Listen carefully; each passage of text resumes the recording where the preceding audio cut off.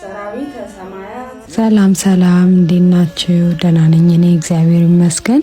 እንደምታዩት ቤቱን እያስተካከልኩ እያነሳሳው እያጸዳዳሁኝ ነው። ቀሲስ ቤተክርስቲያን ውለው መጥተው አረፈ ብለዋል። እስኪነሳ ድረስ እየጠበኩኝ ነው። የውዳሴ ማርያም ጥናት አለኝ። ምሽታችን ምን እንደሚመስል በትንሹ አሳያቸዋለሁ። ቀሲስ ተነሱ። በነገራችን ላይ በባለፈው ቪዲዮ መልካም አስተያየታችሁን ለሰጣችሁኝ በሙሉ በጣም ነው የማመሰግነው። ደግሞ የሚስትነትን ጉዳይና የካህናትን ጉዳይ በአሉታዊ መንገድ ጉዳዩን ተረድታችሁ መልእክታችሁን ለሰጣችሁኝ ውድ እህቶቼ የምላችሁ አለኝ። ወደ ውዳሴ ማርያም ጥናቱ ለመሄድ የኔን ነጠላ፣ የቀሲስን ጋቢ፣ የመማርበትን ዳዊት አዘጋጅቻለሁ።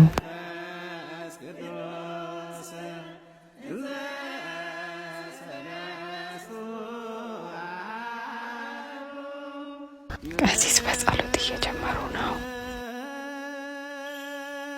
የእመቤታችን ውዳሴ ነውና እንድትገልጽልኝ ተማጸናትና መስቀል ተሳልሜ ወደ ትምህርቴ ወደ እህቶቼ ልመለስና የክህነት አገልግሎት ሰማያዊ ነው። በምድር ያሰራችሁት በሰማይ የታሰረ ነው፣ በምድር የፈታችሁት በሰማይም የተፈታ ነው ብሎ ቃል ኪዳን የገባላቸው ራሱ ኢየሱስ ክርስቶስ ለሰማይ በነፍሳችን ላይ እግዚአብሔር ያሰለጠናቸው፣ በምድርም ዓለም ከመዘመኑ በፊት በጥበብ የሰለጠኑ፣ በኪነ ሕንጻው፣ በነገረ መለኮት፣ በስነ ማህበረሰብ ግንባታ፣ በሕክምናው፣ ፊደል በመቅረጽ ሀገር በመገንባት ከ1000 ዓመታት በፊት ሩቅ የተጓዙ የነፍሳችን ባለአደራ የነፍሳችን አገልጋይ ናቸው። ይህን ሁሉ ያልኩት ካህናትን እንደኋላ ቀር የምንቆጥር እንደኔ አይነቶች ደካሞች ስላለን ነው።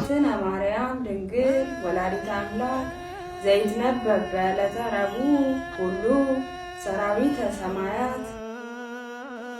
እኛም ዘመን ከተባለ እኛም ከተማርነው ዘመናዊ ትምህርት በብዙ የዘገኑ ብዙዎች ናቸው። ለምሳሌ የኔም ባል ባነሳ በመንፈሳዊው ካህን፣ ግጥምና ዜማ ደራሲ፣ ከሰዋሰው ብርሃን ቅዱስ ጳውሎስ መንፈሳዊ ኮሌጅ የነገረ መለኮት ምሩቅ፣ የበገናና የክራር መምህር፣ በአካዳሚካል ትምህርት ደግሞ የመጀመሪያ ዲግሪ በአካውንቲንግ ያለው ነው። ይህ የቤተ ክርስቲያናችን ትንሹ እውቀት ከአብነቱ ትምህርት በዘለለ ዶክተሮች፣ ፕሮፌሰሮች፣ ብፁዓን አባቶች እንዳሉን እንዳይዘነጋ። ስለዚህ ካህናት አባቶቻችን እናክብር። እንደኋላ ቀር ማየታችን አግባብ አይደለም እላችኋለሁ።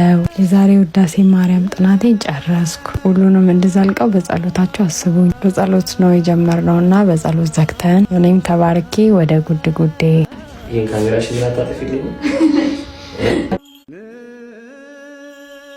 የቀረስኩት ቪዲዮ ረጅም ነው። ቀጣዩ እንድለቅላችሁ የምትፈልጉ ከሆነ ግን ኮሜንት ላይ አስቀምጡልኝ። በጸሎታችሁ አስቡኝ። እግዚአብሔር ያክብርልኝ። ታዲያ አደራችሁን አጭርና ብላችሁ እንዳስቁብኝ። መልካም ጊዜ